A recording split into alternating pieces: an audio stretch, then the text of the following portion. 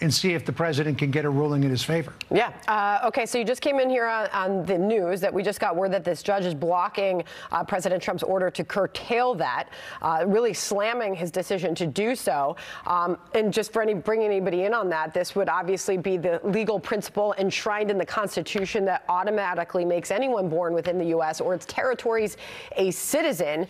We've heard lots of different legal takes and opinions. ¿Qué tal, amigos? Sean bienvenidos a Políticamente en Desacuerdo. Señores, un juez federal acaba de darle un golpe brutal a Donald Trump. Y no estamos hablando de algo menor. Este golpe tiene que ver con la Constitución de los Estados Unidos, la mismísima base de la democracia del país. ¿Qué fue lo que sucedió? ¿Por qué es que Trump está siendo llamado anticonstitucional? Y sobre todo, ¿qué significa esto para el futuro? Los invito a que se queden hasta el final de este video porque les traigo los detalles más interesantes. Bueno, señores, antes de entrar de lleno en este tema, hagamos como que un pequeño repaso rápido. ¿Qué es lo que tiene Donald Trump con la Constitución? Resulta que su relación es como de esas parejas tóxicas. Mucho amor al principio, pero de repente todo se viene abajo. Recordemos las famosas palabras de Trump, que como presidente no hay mayor deber que proteger las leyes y la Constitución de los Estados Unidos. Is calling to terminate the Constitution. Seriously, the centerpiece of American democracy. In order to overturn the 2020 election and be reinstated to power, the job, of course, hinges upon upholding the Constitution, something he swore on when he became president, and something he touted throughout his 4-year term. Let's remind you of that. We're supposed to protect our country, support our Constitution, and protect our Constitution. In this great chamber, we preserve our glorious inheritance, the Declaration of Independence, the Constitution, the Bill of Rights. As president, I have no higher duty than to defend the laws and the Constitution of the United States.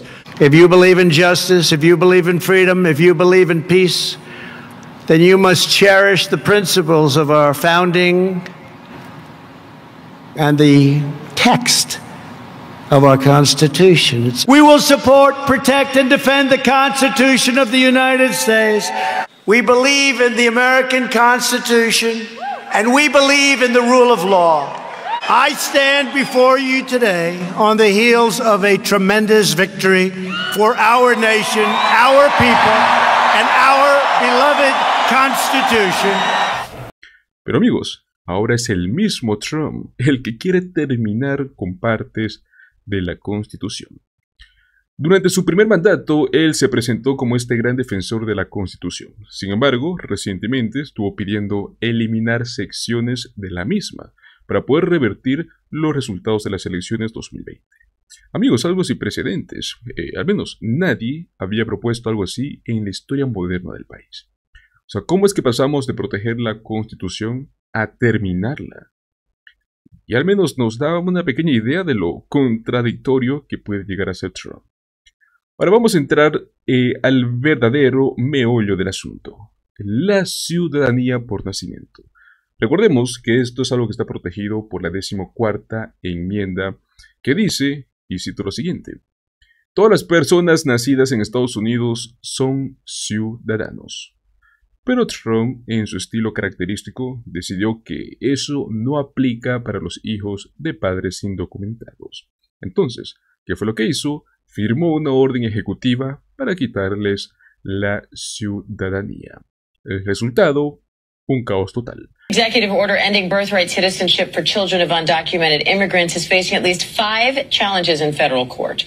The president is directing federal agencies to stop issuing citizenship documents to American-born children of undocumented parents starting next month.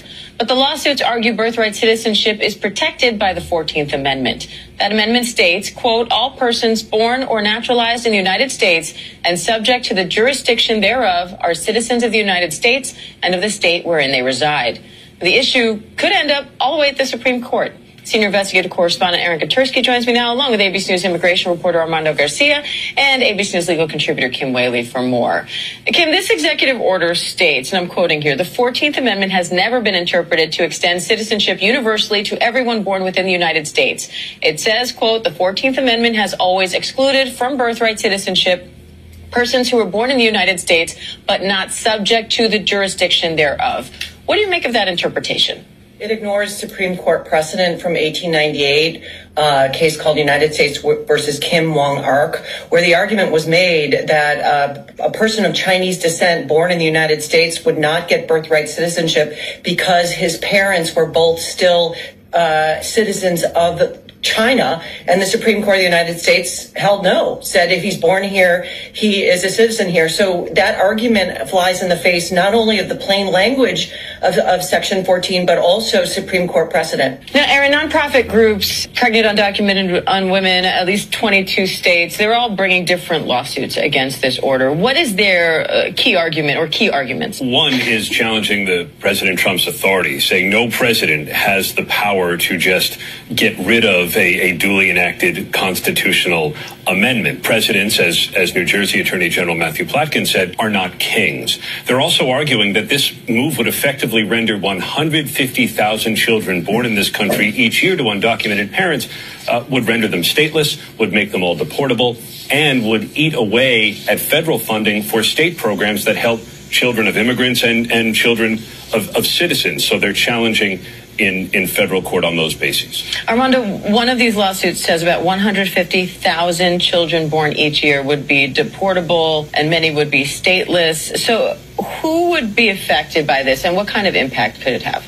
Look, critics of this executive order say that this would essentially create an underclass of people in the United States. Babies who are born stateless. What they mean by that is essentially a citizen of nowhere. That, of course, could cause issues when they try to get medical services, birth certificates, eventually work permits, you name it. So some may say, well, why don't they just inherit the citizenship of their parents? Well, let's take, for example, a baby born to Venezuelan parents. That country currently doesn't offer consular services here in the United States. So even if they try to establish citizenship or get that baby a passport, they might not be able to. So while this might be aimed at disincentivizing undocumented immigrants from coming to the country, it also applies to people who are here legally but on a temporary basis, let's say student visa, work visa, or under a humanitarian relief program. All of them can be in limbo. Supporters talk a lot about birth tourism. Can you speak to that and why the argument is being made that this would end that practice and disincentivize illegal immigration in many cases? Well, many people believe that one of the main goals of people who are immigrating into the country is to have a baby here in the United States. Sometimes through some situations, a baby who is born U.S. citizen can adjust the status for their parents. So that is the idea, that a lot of the people who are coming through South America, through Central America, hoping to get here to the United States, have that in mind. Aaron, how is the Trump administration responding to these lawsuits, and why are they saying this is necessary now? Well, look, they didn't talk about birthright citizenship on the campaign trail, but immigration certainly was a centerpiece of President Trump's campaign, and he believes that he's going to rewrite how the nation deals with the situation at the border, which he calls a national emergency, even though engagements at the border have been down. He also believes that he wants to deal with undocumented immigrants who are already in the country differently than the prior administration. He says there are both economic and national security consequences if he doesn't take these steps. And Kim, a federal judge is set to consider one of these challenges tomorrow, but ultimately this could end up being settled by the Supreme Court. What are the next steps, and how do you see this playing out? Well, I think the question is whether the people within the government are going to obey this, what looks like an unconstitutional order, absent some kind of ruling from a federal judge. It's setting up a clash, really, between the president and the judicial system. And I do think it's going to go to the Supreme Court, and the conservative majority, very Trump-friendly, will have to decide whether to not only stick with the plain language of the Constitution, but whether to overturn that ancient precedent from 1898. All right, Armando Garcia, Aaron Katersky, Kim Whaley. Como era de esperarse, esta orden ejecutiva fue inmediatamente desafiada en las Cortes. Vamos a ver un pequeño resumen de lo que está en juego. En 1898, el caso United States Wong Kim Ark dejó claro que cualquier persona nacida en el suelo estadounidense es ciudadana, sin importar el estatus migratorio de sus padres. Varios estados, varias organizaciones demandaron, argumentando que ningún presidente tiene el poder de reinterpretar una enmienda constitucional. Por si fuese poco, las consecuencias sociales y legales de esta orden son enormes. Por ejemplo, si se aplicara, hablamos de que hasta 150,000 niños al año podrían quedar sin patria. Señores, 150,000 niños. ¿Qué significa esto en la práctica? Imaginen que esos niños no podrían acceder a documentos básicos, como lo es certificados de nacimiento, pasaportes, tampoco tendrían acceso a salud, a educación o a trabajo legal. O sea, en pocas palabras, serían ciudadanos de ningún lugar. Además, esto no solo afectaría a los hijos de personas indocumentadas, sino que también a los extranjeros que vienen con visas temporales, como lo son estudiantes o trabajadores. O sea, literalmente, hablamos de que cientos de miles podrían quedar atrapados en un limbo legal. Es decir, esto podría ser una clase social completamente desprotegida en pleno siglo XXI. Con toda esta polémica seguramente te estarás preguntando, ¿y ahora qué? Como era de esperarse, este caso va directo al Tribunal Supremo. Y aquí viene lo interesante. Donald Trump logró nombrar a 3 jueces en la Corte Suprema. Muchos temen que estos jueces puedan inclinar la balanza a su favor. Si es que la Corte decide apoyar la orden de Trump, esto podría cambiar un precedente que ha estado vigente por más de 100 años. Por otro lado, si rechaza la orden, enviarían un mensaje claro de que ni siquiera un presidente puede ir en contra de la Constitución. Aunque sabemos que no sabemos aún lo que pasará, pues al menos hay algo que es seguro. Este caso podría definir cómo es que se interpreta la Constitución de aquí al futuro. Así que amigos, hay que estar muy atentos porque este tema apenas comienza. Lo que está en juego aquí no es solo el tema de la ciudadanía por nacimiento o en sí las decisiones de Trump. Hablamos, amigos, del futuro de la democracia, el futuro de la Constitución. ¿Qué significa para un país si es que un presidente puede cambiar algo que es tan fundamental como lo es la Constitución de Estados Unidos? Quiero saber qué es lo que opinan. ¿Creen que Trump tiene razón en sus propuestas o piensan que esto podría abrir la puerta a más abusos de poder? Los invito a que me dejen sus comentarios aquí abajo. Quiero leer qué es lo que piensan mientras continuamos con la siguiente noticia. Señores, nuevamente tenemos a Elon Musk en más controversias, pues el presidente de Francia acaba de soltar un bombazo a Elon Musk. Elon Musk es uno de los hombres más ricos del mundo, esto todo el mundo lo sabe. Entre Tesla, SpaceX y ahora X, anteriormente Twitter, este tipo no solo tiene fábrica de autos eléctricos, no solo lanza cohetes al espacio, sino que también tiene una de las plataformas de redes sociales más grandes del planeta. Una plataforma que él controla completamente. ¿Tan solo te imaginas el poder que eso le da? Elon Musk no solo se queda en temas de tecnología o ciencia, sino que ahora se está metiendo directo en la política. Ahora Elon Musk está usando su influencia en X para criticar y presionar a gobiernos. Por ejemplo, recientemente se fue en contra del primer ministro del Reino Unido, que es Keir Starmer. Lo acusó de no hacer lo suficiente para detener las rape gangs, o bueno, las bandas de abuso, cuando él era director de fiscales en el Reino Unido.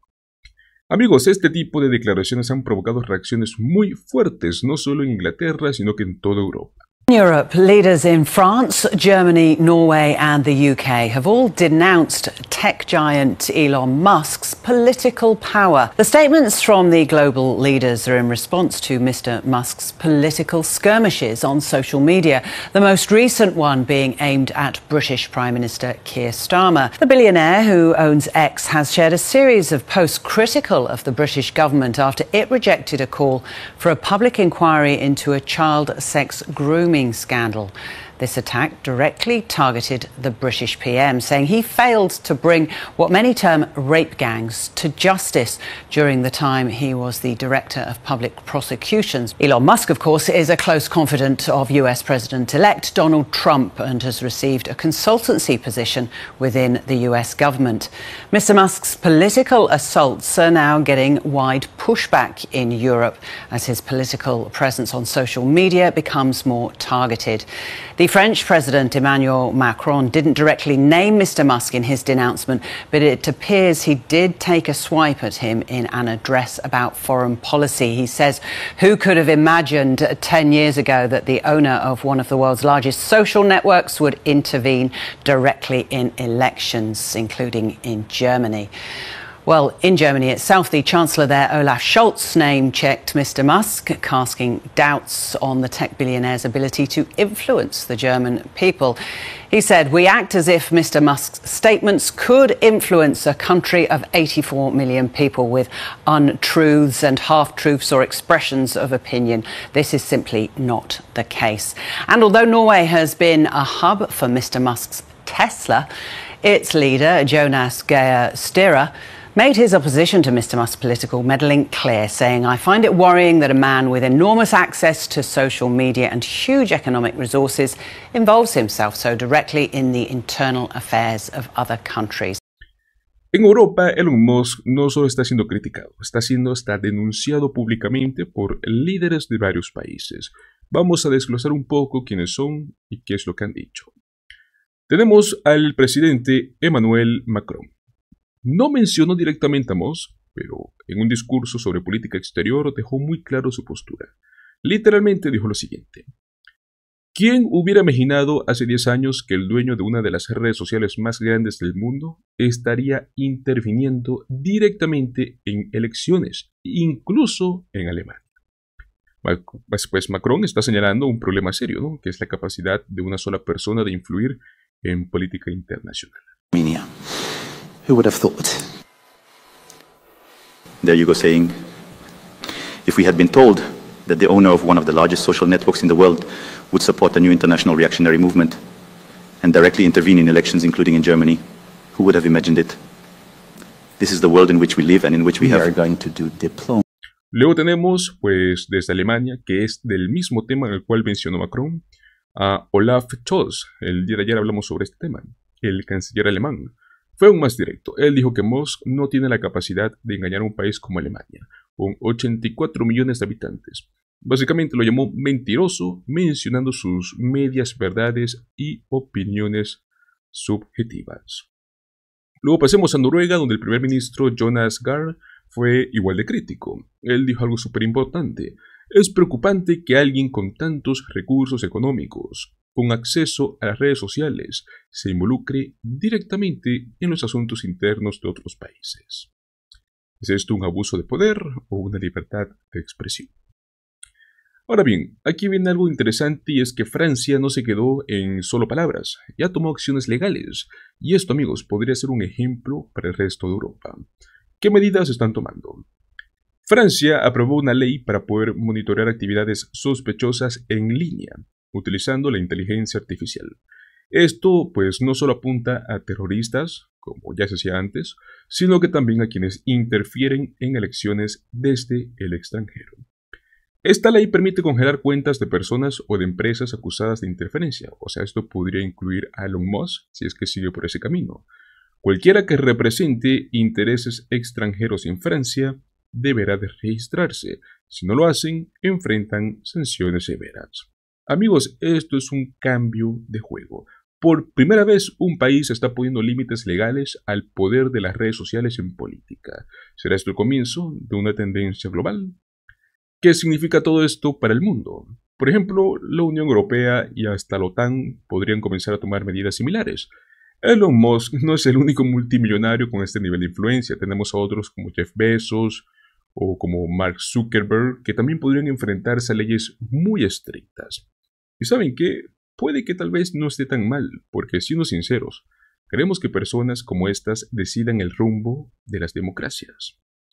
Aquí hay un dato muy interesante también y algo que molesta un poco, y es que con todo su dinero, con todo su poder, Elon Musk y compañía tienen los recursos para poder resolver problemas globales como limpiar los océanos, salvar, o sea, lo que sea, pero en lugar de eso, están invirtiendo su tiempo en controlar narrativas políticas. Amigos, un punto de inflexión donde los gobiernos están empezando a regular las grandes tecnológicas y a sus líderes. Esto plantea una variedad de preguntas, ¿no? ¿Será que es necesario limitar el poder de personas como Elon Musk para proteger la democracia? ¿O será que esto podría volverse un arma de doble filo contra la libertad de expresión? Los invito a que me dejen sus opiniones mientras pasamos a la última noticia de hoy, y es que también tenemos que hablar un poco de política exterior porque Donald Trump ha realizado su primera llamada telefónica con un líder extranjero. Y amigos, es bastante interesante. La primera llamada oficial de Trump en este segundo mandato fue nada más y nada menos que el príncipe heredero de Arabia Saudita, Mohammed bin Salman. Amigos, el mismísimo que siempre está en el ojo del huracán. Oficialmente esto sucedió hace unos días, justo luego de que Trump tomara la presidencia. ¿De qué hablaron? Según la información otorgada por la Casa Blanca, discutieron el tema de seguridad en el Medio Oriente, la estabilización de la región, y bueno, como no podía faltar, ¿no? Inversiones saudíes en los Estados Unidos. Y bueno, qué buenas cifras. Arabia Saudita planea invertir $600.000 millones en la economía estadounidense. Lógicamente, Trump no se quedó corto. Él dijo que quiere que esa cifra llegue, pues, al trillón. And guess who shares our opinion? Donald Trump. He was no fan of the NATO either, but Trump's reasons were quite different. He never got along with his European counterparts. And in contrast, he had great ties in West Asia, especially with the Saudi Crown Prince, Mohammed bin Salman, aka MBS. Looks like that friendship has grown even outside office. Reports say Trump recently spoke to MBS. We do not know the exact date. We also don't know what they discussed, but the news itself is important. Following the news that Jared Kushner appears to have cashed in on his time in the White House with a $2 billion investment from none other than Saudi Arabia's Crown Prince, Mohammed bin Salman, there have been calls from watchdog groups and top Democrats for a criminal investigation to be launched. Senator Elizabeth Warren is urging the DOJ to get involved and take a hard look. The Trump-Saudi relationship. There are the business ties. In 1991, Trump sells his yacht to Saudi billionaire Prince Al Walid bin Talal. 4 years later, Prince Al Walid joins a $325 million deal for the Plaza Hotel, owned by Trump at the time. Then 6 years after that, Trump sells the whole 45th floor of Trump World Tower to the Kingdom of Saudi Arabia. Saudi Arabia, and I get along great with all of them. I love the Saudis.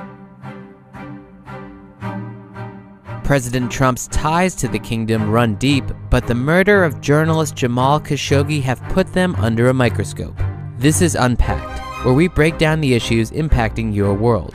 Major developments in the killing of U.S.-based journalist Jamal Khashoggi. President Trump has just signaled in an exclamation point Latin statement that he will not be taking strong action against Saudi Arabia. That is despite the fact that his own intelligence agency, according to sources, has concluded that the Crown Prince, Mohammed bin Salman, ordered this murder on a Washington Post columnist.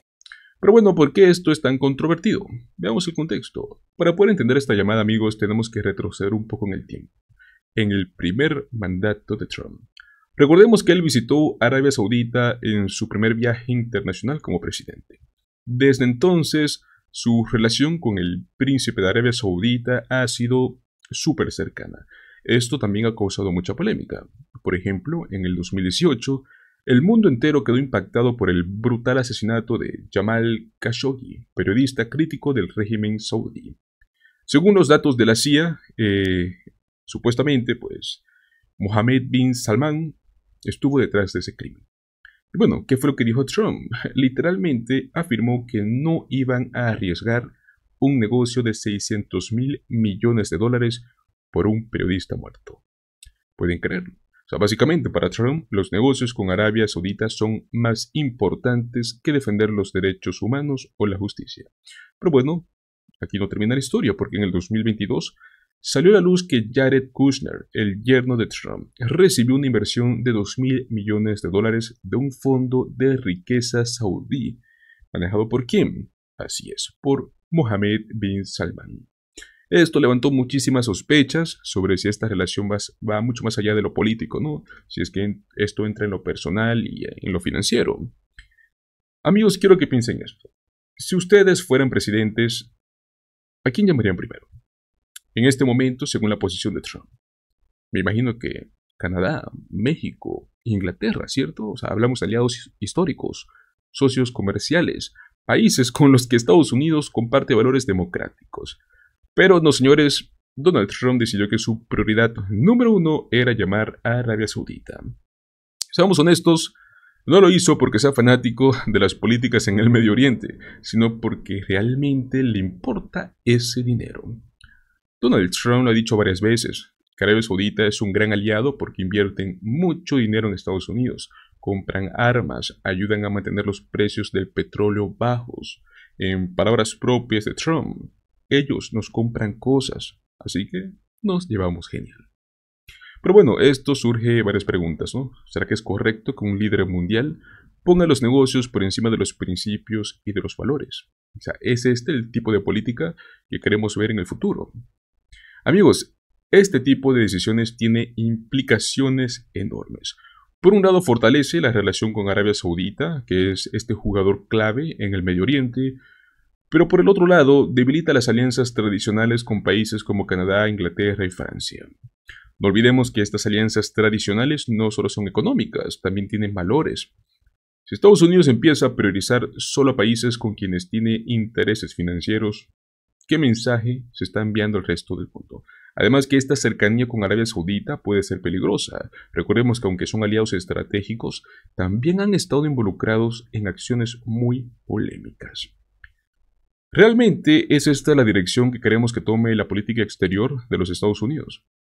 Lo que nos queda claro es que esta llamada no es tan simple una formalidad, es el reflejo de las prioridades que tiene Trump y de cómo ve las relaciones internacionales. Las ve como un negocio.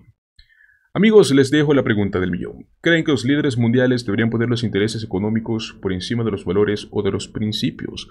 ¿O creen que es posible equilibrar ambas cosas? Los invito a que me dejen sus respuestas en los comentarios. Quiero saber qué opinan. Hemos llegado hasta el final de este video. Si es que se quedaron hasta este punto, muchísimas gracias por acompañarme. No olviden suscribirse, darle un like a este video, compartirlo con sus amigos. Yo creo que este es un tema que todos deberíamos de discutir. Nos vemos en el próximo video. Hasta luego.